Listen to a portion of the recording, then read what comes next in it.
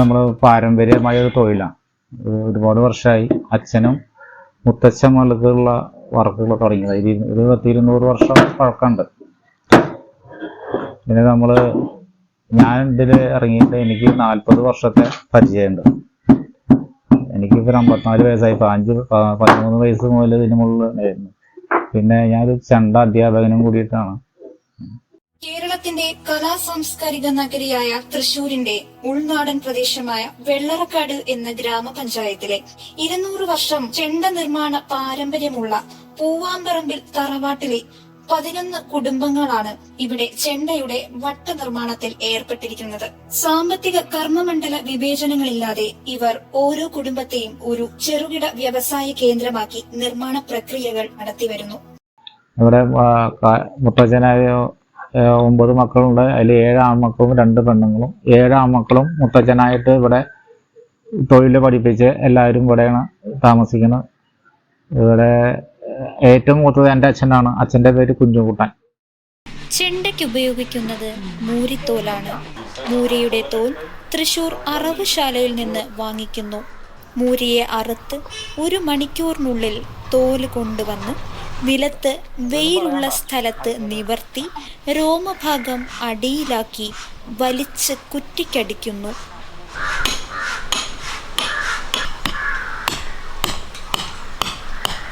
അതിനുശേഷം തോലിന്റെ ഉൾഭാഗത്തെ ഇറച്ചി കഷ്ണങ്ങൾ കത്തികൊണ്ട് ചെത്തിയെടുക്കുന്നു. 3 ദിവസം വേണം തോൽ ഉണങ്ങിക്കിട്ടാൻ. ഉണങ്ങിയതിനു ശേഷം പനവളയൽ വച്ച് വരച്ച് വട്ടത്തിൽ മുറിച്ചെടുക്കുന്നു.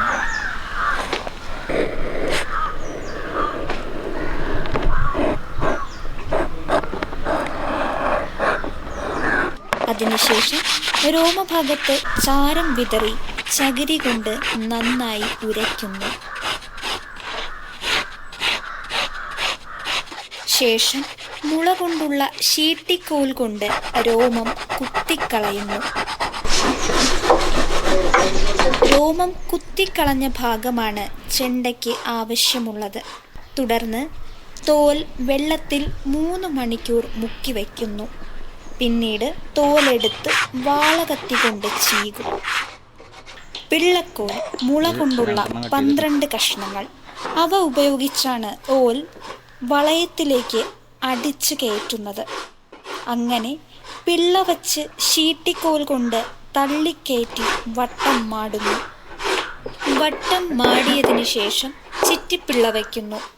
മുള 1.5 മീറ്റർ നീളത്തിൽ ചൂരൽ വണ്ണത്തിൽ കത്തി കൊണ്ടൊഴിഞ്ഞ് ശീട്ടിക്കോൽ തള്ളി വട്ടത്തിൻ്റെ ഉള്ളിൽ വയ്ക്കുന്നു. അത് വട്ടത്തിന് നന്നായി ഉറപ്പുവരുത്താനാണ്.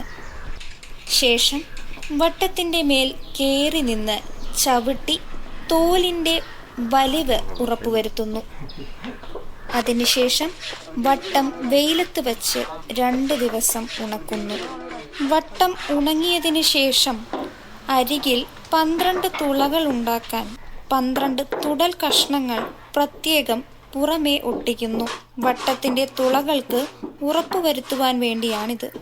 തോലൊട്ടിക്കുന്നത് പനഞ്ചിപ്പശ കൊണ്ടാണ്. പനഞ്ചിക്കായ ഇടിച്ചു പിഴിഞ്ഞ് അതിൻ്റെ നീരെടുത്താണ് പശയുണ്ടാക്കുന്നത്. അതിനുശേഷം അരിവട്ടം അഥവാ അരിക് വട്ടം വയ്ക്കുന്നു. വട്ടത്തിൻ്റെ ഉൾഭാഗത്ത് 1 ഇഞ്ച് ഇറക്കവും വട്ടത്തിൻ്റെ പുറത്തേക്ക് 2.5 ഇഞ്ച് ഇറക്കവും വയ്ക്കണം. വട്ടത്തിൽ 12 തുളകൾ തുളയ്ക്കുന്നു. ഇങ്ങനെയാണ് ചെണ്ടയുടെ വട്ടം ഉണ്ടാകുന്നത്.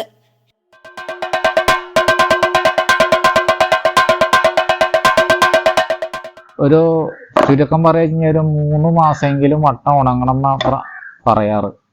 3 മാസം ഉണങ്ങി കഴിഞ്ഞാലാണ് ആ വട്ടത്തിന് നല്ല ഉറപ്പും കിട്ടുള്ളൂ. എത്രയും ഉണക്കം ചെല്ലണോ അത്രയും ആ വട്ടത്തിന് ചെണ്ടയ്ക്ക് നല്ല ഗുണം കിട്ടും. എന്നിട്ട് നമ്മൾ ചെണ്ട കോർക്കും. നമ്മൾ വരിക്കപ്ലാവിൻ്റെയാണ് സാധാരണ ഉപയോഗിക്കുന്നത്. അതാണ് ശബ്ദത്തിനും മാതിരിയുള്ളൂ. അത് നല്ല ഉണക്കം ചെന്ന പ്ലാവ്. നല്ല കുറ്റി നന്നായി ഉണങ്ങിയാലാണ് അതിൻ്റെ ശബ്ദം കിട്ടുള്ളൂ. ചെണ്ടയുടെ കൊട്ടുന്ന ഭാഗമായ വട്ട നിർമ്മാണത്തിന്റെ പിന്നിലുള്ള ആരും കാണാതെ പോകുന്ന കഠിനാധ്വാനമാണിത്. മുഴുവൻ ചെണ്ടയുടെ ശരീരം കോർത്തിണക്കുന്നതിലുമുണ്ട് അതുപോലെ മറ്റൊരു പരിശ്രമം. നമുക്ക് കാണുമ്പോ ഒക്കെ നിസ്സാര, ഇത് പണിയെടുത്ത് വരുന്നതാണ് ചെണ്ട. മറ്റേ ചെണ്ട കൊട്ടണ കാണുമ്പോ നല്ല ഭംഗിൻ്റെ ഒക്കെ ഉണ്ട്. ഇതിന്റെ ബുദ്ധിമുട്ടുകൾ ഇങ്ങനെയൊക്കെയാണ്. ഇപ്പൊ മിഷനറീസ് തുടങ്ങിയിട്ടുണ്ട് വലിക്കാൻ. ആദ്യ കാലത്തൊക്കെ നമ്മൾ അരയിൽ കൊളുത്തിട്ടിട്ടാണ് വലിച്ച് ടൈറ്റാക്കി കൊണ്ടുവരിക, ചെണ്ട ആക്കുന്നുണ്ട്. എന്നിട്ട് ആ ചെണ്ട ആക്കി കഴിഞ്ഞാൽ ഈ ഇതിലേക്ക് എത്തും.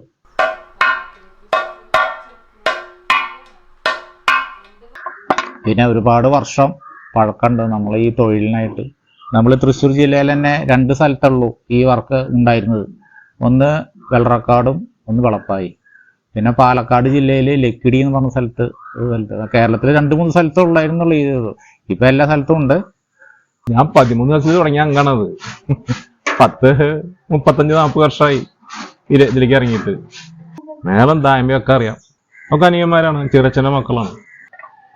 പാരമ്പര്യമായിട്ട് ഞങ്ങള് വേറെ ഒന്നും പഠിച്ചിട്ടില്ല, ഇതന്നെ തൊഴിലായിട്ട് കൊണ്ട് നടക്കട്ടെ. ഇത്രയും കാലമായില്ലേ, അത് വലിയ കുഴപ്പമില്ല, അങ്ങനെ പോണു.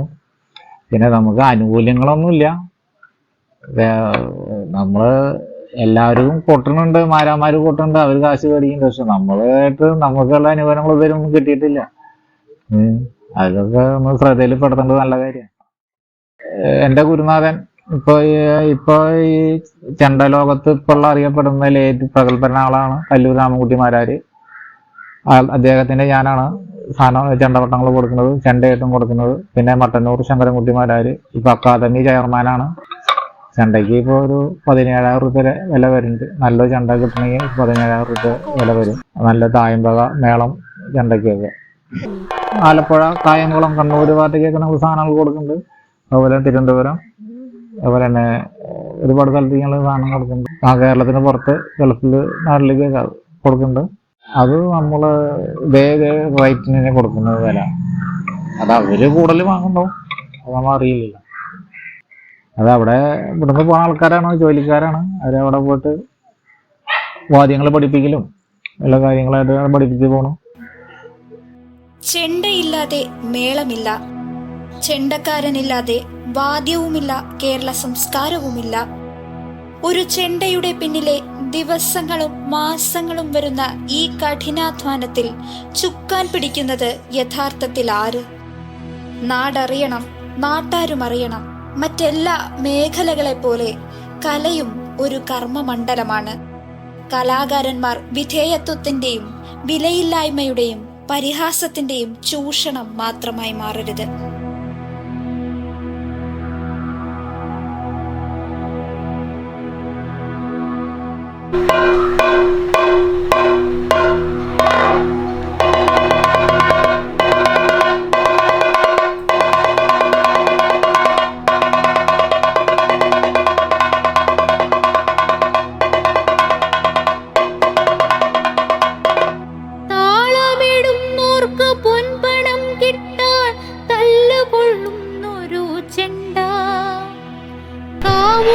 തോറും കറങ്ങുന്ന ചെണ്ട, തേവരെ പുൽകി ഉണർത്തുന്ന ചെണ്ട.